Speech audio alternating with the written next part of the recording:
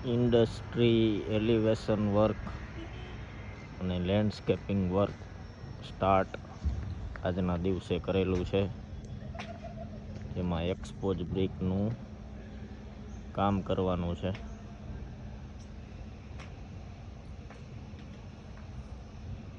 લેન્ડસ્કેપિંગમાં pathway, sitting area, કબલસ્ટોન લગાવીને કરવાનું છે, જેમાં આ બ્રિકનો ઉપયોગ કરવાનો છે.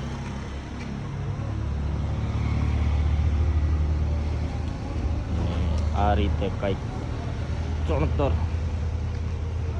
કરવાનું છે આપણે, જે આખા ફસાડમાં આવશે.